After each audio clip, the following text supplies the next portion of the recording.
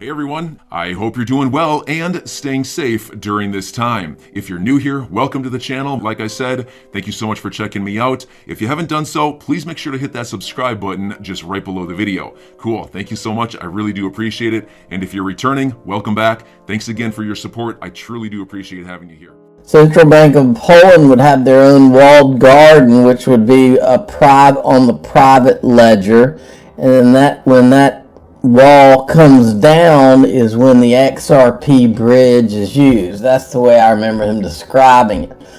So anyway, he's saying bridges are greater than walls. Thrilled to announce that this is multi-chain. Previously AnySwap. Thrilled to announce that we've integrated with XRP Ledger. The integration opens the door for cross-chain interoperability between XRPL and other blockchains. Native asset XRP has been supported already, and more will be added soon. This reminded me of another tweet. Kava, who is one of my sponsors, by the way, I'll put the link to this in the top of this description. If you don't follow Kava, you need to. @Kava_platform. With over 6 billion in TVL, 560K users, and 36 chains, it's no surprise that multi-chain, previously AnySwap, same one that David Schwartz just mentioned, is known as the ultimate cross-chain router protocol. As Kava pioneers, they'll be deploying on the Ethereum co-chain soon. Stay tuned for updates. So that's Kava's got a lot going on, and as you know, Ripple's got a lot going on. Okay, moving along. This is Representative Bill Huizenga. Is that how you say that? The chairman of the SEC can appear in person with celebrities but can't show up in person for meetings. The SEC should not expand its authority to enact Joe Biden's radical agenda without congressional approval. Congress must conduct oversight of the SEC and rein in this overreach. It's got a picture of Gary Gensler in person with, I'm drawing a blank on what his name is right now. But anyway, I'll think of it in a minute. And then he's got this one where he's in a video conference call doing his job. So he can't be in person to do his job, but he can be, it's John Stewart. Okay, so, and he makes a good point. That's why last year, Financial Committee Ranking Member Patrick McHenry and I asked for a full SEC Commission in-person hearing to discuss issues important to American retail investors. So they need Gary Gensler to come out of his house. Now, John Deaton had retweeted this tweet here from Mac Attack XRP. The SEC lawsuit against Ripple Labs is making waves for the entire cryptocurrency industry. This is a Motley Fool, I believe, article. But here's a quote from it. Many legal experts that have dealt with cases in capital markets believe that the SEC's case does not carry merit. Over a year ago, many legal experts said Ripple would lose and SEC's case was very strong. Don't think for a second that XRP holders haven't had an impact. You should all pat yourselves on the back out there because it has had an impact. Bloomberg Crypto, several central banks and the Bank for International Settlements have developed prototypes for a common digital currencies platform that has the potential to make cross-border payments more efficient. Now, this is interesting, and someone brought this to my attention today. What this is, I've never seen this before, I don't think. CBDCtracker.org is the name of this website. You can literally search in various different ways, but you can, like, let's say, for instance, it says technology provider here. If we wanted to say, pull up Ripple and see what central bank digital currencies are working with Ripple in some way. The Republic of Palau and Bhutan come up. Let's pick another one. I'll get rid of Ripple. We could pick another one. Let's say Stellar. Ukraine, what do you know? National Bank of Ukraine is working with Stellar on a proof of concept. The world is full of coincidences these days. Oh, there's our old buddy Jay Clayton on CNBC this morning. Listen up. I mean, the SEC's job is for fair and open markets. This is another attempt at, a backdoor way of allocating more capital again, or that's the way it would be used. And if okay, so it was voted for 3-1. There's 3 Democrats. The 3 Democrats voted in favor of it. There's no way this passes muster with the court. Back in 2015, there was something similar. It wasn't nearly as nutso as this, and that didn't even pass. This is not the SEC's purview. Not even in the craziest sense of the word. And that's what Patrick McHenry and I said in the op-ed that we put in yesterday, and I think the Journal picked up on it today, which is this is a step on the way to the courthouse, and I think there's not really a rational analyst of this that doesn't see it that way. There are 2 points around authority and expertise here. One is, does the SEC have the expertise to pick the metrics and the like? Of course, the people at the commission are some of the best people I've ever known. They do an incredible job. But they're not climate scientists, okay? And then the question is, statutorily, do they have any basis on doing this? We have an EPA. There's the technical term is the major question doctrine. Right. Shouldn't this first be an EPA? But does the EPA even have authority to set something as passed? It's Congress. So Jay Clayton is finally talking some kind of sense about something. Now let me show you something that I can't make sense out of. The SEC's climate change overreach. This is a Wall Street Journal op-ed with Jay Clayton and Patrick McHenry. Now, Patrick McHenry is one of the guys who's been asking about Ethereum to Gary Gensler.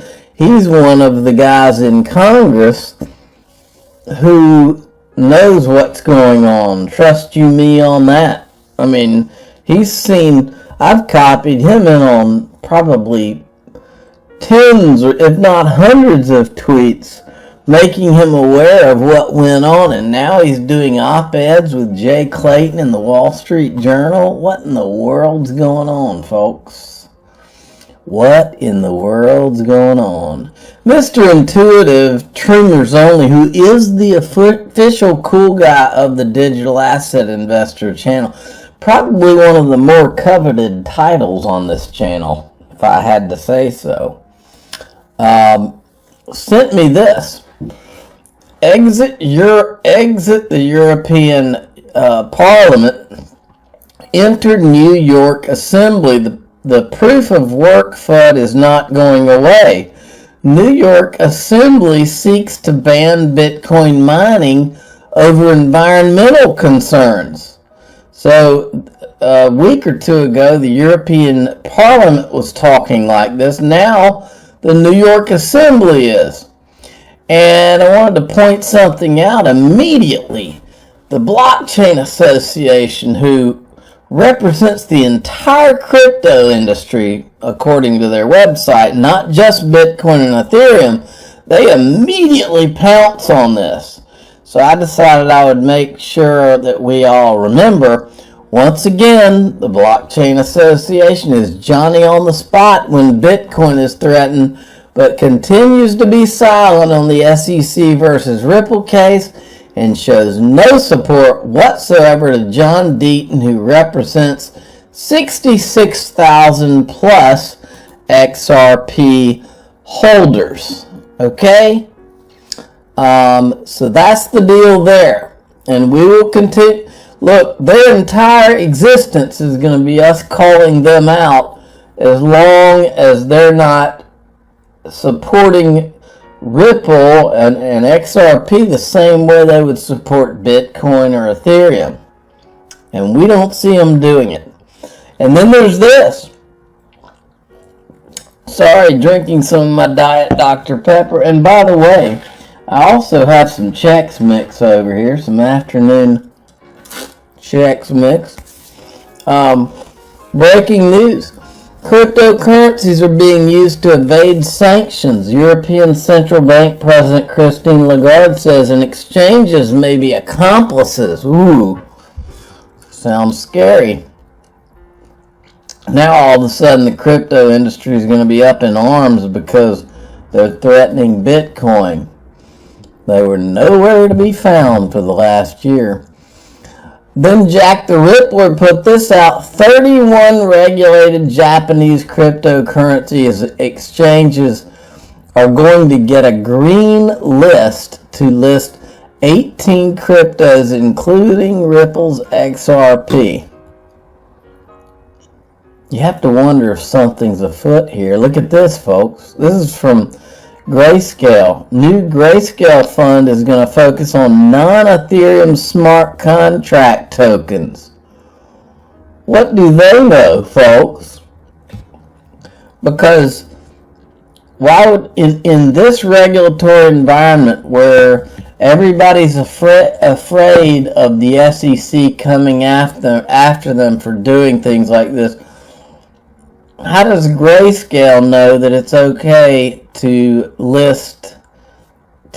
get involved in these smart contracts? It says ADA, Solana, also includes AVAX, DOT, Matic, Algo, XLM. And all of those are not on the Ethereum network, folks. What does Grayscale know about XLM and Algorand that I don't know? Because as far as I can tell, the SEC will come after you if you're doing anything involving any other digital asset besides Bitcoin and Ethereum and anything built on Ethereum. So what does Grayscale know that I don't know? That's what I want to know. Okay, then this was put out by Wheezy. I'm going to play you a little bit of it. It's kind of interesting. Please don't regulate my banks. And by the way, if you know what's good for you, we've got a position for you here in a couple of years too. That's how this game is played. So, let me show you all the wonderful goodies they got for their banks. So, for example, there are 64 waivers that allowed companies to avoid new regulatory examinations. Oh, you don't need no stinking examinations, so you get those waivers. 35 of them were requested by former SEC employees that now work for the banks. They secured 40 waivers that allowed offending companies to continue selling small amounts of stock without registering it. Now he says register stock when you got friends in high places. And 16 former SEC officials helped their new private sector employers continue to provide financial services that they would have been banned from supplying. Being banned. That's for guys who can't afford to bribe the guys that used to work in the SEC. No, you guys aren't banned. And of course, the number one waivers that went most often was to the top banks, and it was to allow them to do things that they weren't normally supposed to do. And Huffington Post is a terrific story on this, and that's where a lot of these facts are from. And I want to give you a quote that they had as well about just one company, JP Morgan.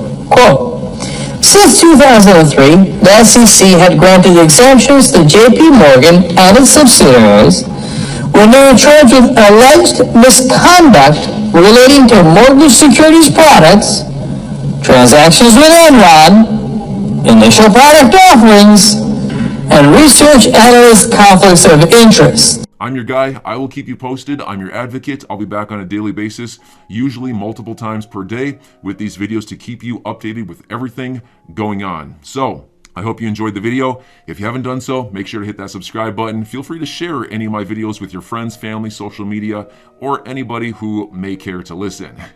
Thanks so much for your continued support. I'm always here for you. I want to help you through this time. So thank you so much for continuing to choose me.